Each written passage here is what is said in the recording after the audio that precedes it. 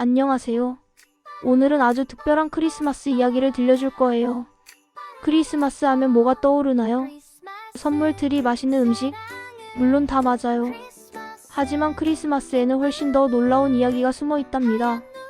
2000년 전 작은 마을 베들레헴에는 유난히 반짝이는 별이 빛나고 있었어요.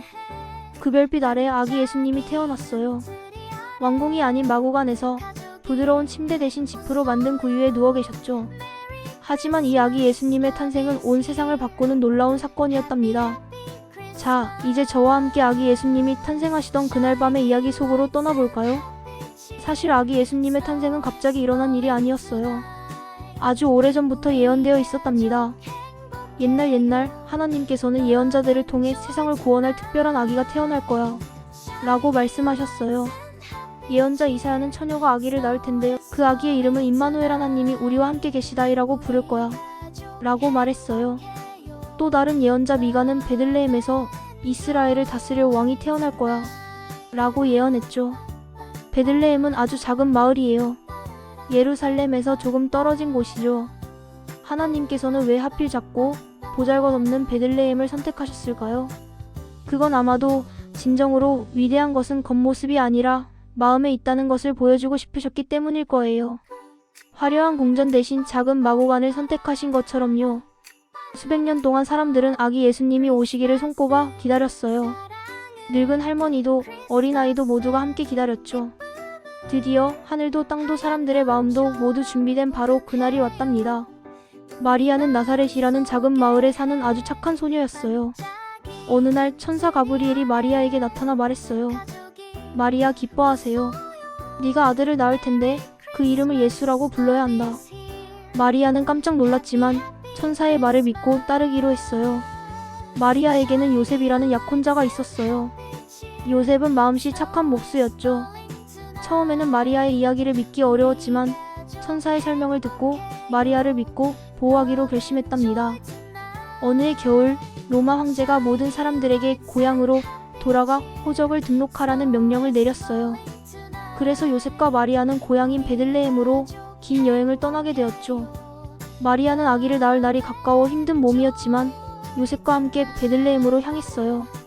나사렛에서 베들레헴까지는 아주 먼 길이었답니다. 드디어 베들레헴에 도착했지만 호적을 등록하러 온 사람들로 가득 차 여관에는 빈 방이 없었어요. 요셉은 여러 여관을 돌아다니며 방을 구했지만 모두 빈 방이 없다고 했죠. 결국 한 여관 주인이 마구간이라도 괜찮다면 사용하라고 말했어요. 마구간은 소와 나귀가 사는 곳으로 따뜻하지도 깨끗하지도 않았지만 요셉과 마리아는 마구간에서 아기 예수님을 맞이하기로 했답니다. 그날 밤 마구간에서 아기 예수님이 태어났어요. 마리아는 아기 예수님을 깨끗한 천으로 감싸 구유에 눕혔답니다. 구유는 동물들이 먹이를 먹는 통이었죠. 아기 예수님의 첫 번째 침대가 된 거예요. 하나님의 아들이신 예수님은 왜 이렇게 낮은 곳에서 태어나셨을까요? 그건 아마도 우리에게 진정한 사랑은 낮은 곳에서 시작된다는 것을 알려주고 싶으셨기 때문일 거예요. 아기 예수님이 태어나신 밤 아주 먼 동쪽 나라에서는 특별한 일이 일어나고 있었어요. 동방박사들은 밤하늘을 보며 연구하는 학자들이었어요. 그들은 하늘에 아주 맑게 빛나는 특별한 별을 발견했어요. 동방박사들은 옛날 책을 통해 유대 땅에 새로운 왕이 태어날 때 특별한 별이 나타날 것이다 라는 예언을 알고 있었어요. 그들은 그 별이 아기 예수님의 탄생을 알리는 별이라는 것을 깨달았죠. 동방박사들은 새로운 왕에게 경배하기 위해 귀한 선물을 준비했어요. 그리고 그들은 별을 따라 멀고 먼 길을 떠났답니다. 동방박사들이 살던 곳은 지금의 이란이나 이라크 근처였을 거예요. 그곳에서 예루살렘까지는 아주 멀고 험한 길이었죠.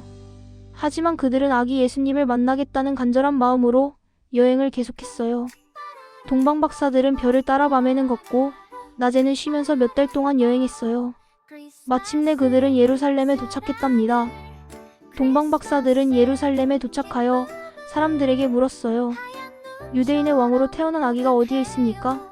우리는 동쪽에서 그 별을 보고 그분께 경배하러 왔습니다. 이 소식은 헤롯 왕의 귀에도 들어갔어요. 헤롯 왕은 자신이 유대인의 왕이라고 생각했기 때문에 새로운 왕이 태어났다는 소식에 질투심을 느꼈답니다.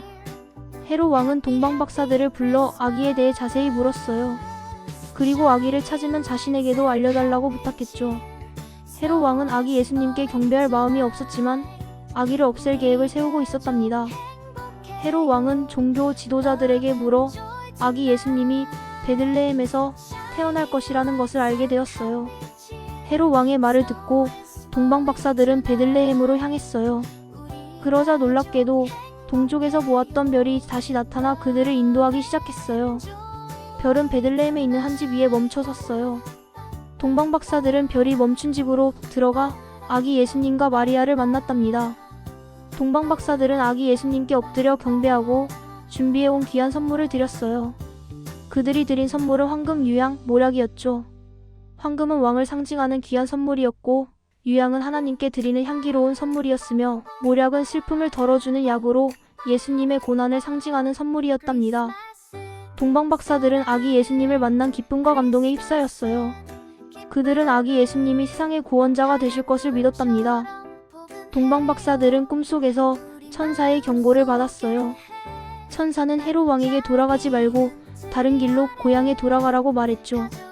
동방 박사들은 천사의 말을 듣고 헤롯 왕에게 돌아가지 않고 다른 길을 통해 고향으로 돌아갔답니다. 요셉도 꿈속에서 천사의 경고를 받았어요. 천사는 아기 예수님과 마리아를 데리고 이집트로 피신하라고 말했죠. 헤롯 왕이 아기 예수님을 죽이려고 한다는 것이었어요. 요셉은 천사의 말에 따라 아기 예수님과 마리아를 데리고 이집트로 피신했어요. 헤롯 왕은 동방 박사들에게 속았다는 것을 알고 크게 화를 내며 베들레헴에 있는 2살 이하의 아기들을 모두 죽이라는 끔찍한 명령을 내렸답니다. 하지만 아기 예수님은 하나님의 보호하심 속에서 안전하게 이집트에서 자라나셨어요. 2000년 전 아기 예수님의 탄생은 온 세상에 사랑과 평화의 메시지를 전했어요. 크리스마스는 아기 예수님의 탄생을 기념하는 날이며 우리 모두에게 사랑과 나눔의 의미를 되새기게 하는 날이랍니다. 크리스마스에는 가족, 친구들과 함께 따뜻한 마음을 나누고 어려운 이웃을 돕는 따뜻한 시간을 보내세요. 메리 크리스마스. 아기 예수님의 사랑이 여러분의 마음속에 가득하길 바랍니다. 찐이가 따뜻한 눈으로 아기 예수님을 안고 있어요. 아기 예수님은 찐이 곁에 살며시 몸을 기대고 잠이 들었답니다. 고요한 밤, 거룩한 밤, 아기 예수님의 탄생을 축하하는 천사들의 노랫소리가 들리는 듯하네요. 여러분 행복하세요. 사랑하고 축복합니다.